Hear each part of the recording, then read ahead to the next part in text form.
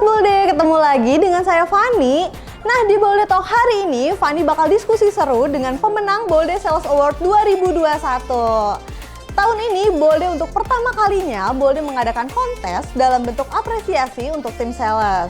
Nah, menariknya nih, hari ini Bolde Talk mengundang perwakilan pemenang dari Bolde Award 2021. Jadi kita langsung saja sambut pemenang kita pada Bolde Award 2021. Ada Pak Ken dan Pak Yus. Silakan masuk. Wih, apa kabar nih Pak Ken? Halo, baik, alhamdulillah. Pak Yus, apa kabar? Alhamdulillah baik. Silakan duduk Pak. Nah, minggu lalu nih Bolde mengadakan Sales Award ya Pak. Nih Pak Ken di sini nih selaku pemenang apa nih sih Pak? Pemenang regional terbaik. Oh, Pak Ken selaku pemenang regional terbaik. Kalau Pak Yus sendiri?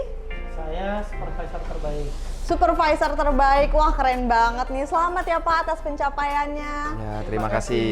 Ya, ini bagaimana nih perasaannya ketika diumumkan sebagai pemenang nih Pak Ken dulu? Oke, kalau untuk perasaan saya sih otomatis pasti juga senang.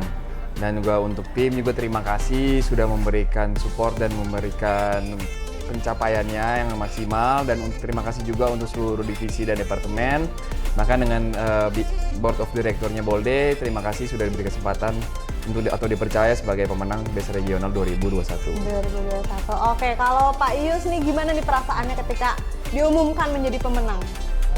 Yang pasti sih saya sangat bangga bisa mendapatkan apresiasi sebesar ini ya Mbak ya. Saya ucapkan terima kasih juga buat Pak Ken, buat divisi-divisi yang lain juga yang membantu saya, kemudian juga salah-salah saya. Terima kasih. Oke. Nah, jika Sobat Bolde ingin menjadi sales yang handal nih seperti Pak Ken dan Pak Yus nih, kira-kira strategi apa nih yang dilakukan sehingga mendapatkan penghargaan tersebut? Untuk strateginya sih sebenarnya banyak strateginya ya, tapi paling kalau saya sebutkan itu saya ringkas aja. Kita sebutnya itu tag team. Tag team. Oke, tag team ini kita ada kepanjangannya nih. Untuk yang T itu kita time management, untuk yang A-nya itu kita ke attitude. Kalau untuk yang G kita itu lebih ke goals dan kita bekerja juga sebagai tim. Nah, mungkin saya jelasin dulu satu dulu nih untuk time managementnya seperti apa. Nah, untuk time management ini kita mengatur gimana tim itu bisa membuat laporan, bisa membuat jadwal, bisa membuat laporan penjualan untuk bisa direview oleh atasannya itu. Begitupun juga dengan saya juga. Nah, kalau untuk di attitude sendiri, ya kita kan sebenarnya sales ini banyak berhubungan dengan banyak orang nih. Kita ngomongin banyak orang. Nah, orang ini bisa dalam arti eksternal maupun internal. Dengan di internal, kita dengan antar divisi kita juga harus punya attitude atau sikap yang baik lah, yang untuk bisa dicontoh, bisa memberikan kinerja yang kerjasama lah yang baik. Nah, kalau untuk yang di goals, yang pasti kita punya tujuan. Tujuannya adalah mencapai target. Bagaimana mencapai target perusahaan. Nah, untuk yang tim, kita pasti untuk semuanya ini kita bekerja sebagai tim. Kita tidak bisa bekerja itu semua secara sendiri. Itu aja sih Mbak Fani kalau dari saya. Oh gitu, jadi intinya tuh tag team, jadi untuk time, attitude, dan goals gitu ya. Betul. Nah, seperti yang kita ketahui semua nih, kalau tahun 2020 dan 2021 ini kita dihadapkan dengan pandemi gelombang 1 dan 2. Nah, kira-kira tips and trick apa nih yang digunakan agar sales nih bisa tetap bertahan gitu Pak? Oke teman-teman, ini kan masalah pandemi ini memang menuntut kita untuk bekerja di rumah ya, atau kita juga sebutnya itu mungkin work from home. Nah, paling kalau kita untuk di pertama ini yang pasti mengikuti protokol kesehatan. Yang pertama yang jelas itu protokol kesehatan. Yang kedua, kita juga pasti di sini koordinasi antar tim, komunikasi. Yang ketiga, kita juga harus ada briefing. Kita tahu nih tujuan tim ini sebenarnya ke arah mana, target kita kemana, dan alat ukurnya apa. Di sini ada parameternya. Dan yang terakhir, pasti di setiap kinerja kita ada kegiatan, ada evaluasi. Ini yang kita evaluasi biasanya setiap bulan kita lakukan evaluasi. Oh gitu, jadi lengkap sekali nih ya penjelasannya nih bagaimana cara menjadi salesman yang hebat gitu. Karena emang ini tuh dibutuhkan ya teknik tersebut nih, bukan hanya mencapai goals tapi ada teknik-teknik di balik itu. Nah, semoga Sobat Bolde nih di rumah dapat menerapkan strategi apa yang diberikan dari Pak Ken ini nih. Karena sales di sini bukan hanya sales yang bekerja untuk kantoran gitu, tapi untuk Sobat Bolde juga, semua yang ingin mencoba memulai usaha sendiri, nah strategi ini juga dapat dipraktekkan langsung ya Pak. Nah, kalau untuk cara memanage waktu nih yang tepat seperti yang tadi Pak Ken sudah jelaskan, kira-kira gimana sih cara untuk Pak Yus memanage waktu yang tepat?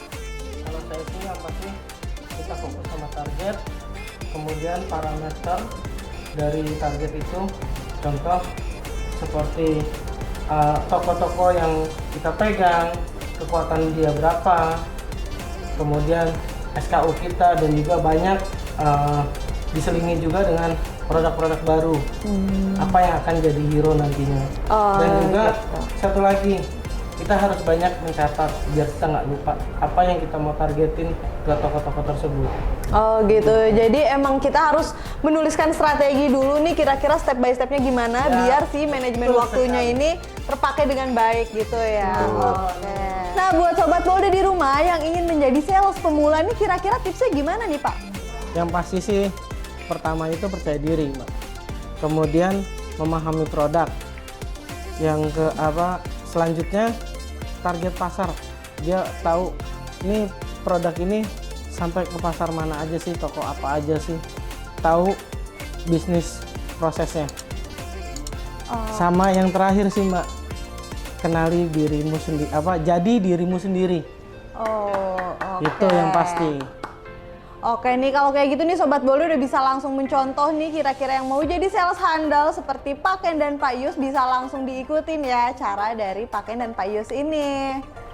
Nah tadi sudah disinggung tentang harus percaya diri nih. Nah kira-kira gimana sih cara membangun kepercayaan diri Pak? Oke, kalau untuk yang pertama itu pasti kita harus berpikir positif dulu. Nah, untuk yang kedua, kita mesti siap untuk dikritik. Dan yang ketiga, setelah kita udah siap dikritik, kita juga harus memberikan saran yang membangun. Oh. Gitu aja sih dari saya. Nah jadi itu ya tadi tipsnya nih buat Sobat Bolde yang ingin tetap percaya diri untuk menjadi sales yang handal. Nah kira-kira yang terakhir nih, harapan untuk Bolde sendiri apa sih dari Pak Ken sendiri?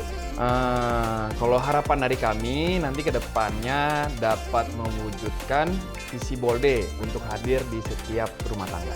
Oke, jadi gitu ya. Semoga kita juga bisa membantu untuk mewujudkan visi dari Bolde, yaitu untuk hadir di setiap rumah. Nah, lengkap sekali ya penjelasan bagaimana cara menjadi salesman yang hebat. Semoga Sobat Bolde di rumah dapat menerapkan strategi yang sudah Pak Ken dan Pak Yus berikan. Karena sales di sini nih bukan hanya sales untuk bekerja di kantoran, tetapi Sobat Bolde juga di rumah nih bisa menerapkan strategi tersebut jika ingin memulai usaha sendiri di rumah. Nah, saya ucapkan terima kasih nih kepada Pak Ken dan Pak Yus yang sudah menyempatkan hadir Terima ke kasih, Bolde Mbak Talk Fani. hari ini. Oke, kalau begitu kita pamit saja. Jangan lupa like, komen, dan subscribe Bolde Official Channel. Saya Fani pamit. Saya Ken juga ikut pamit. Saya Setiawan. Sampai bertemu di Bolde Talk selanjutnya. Dah.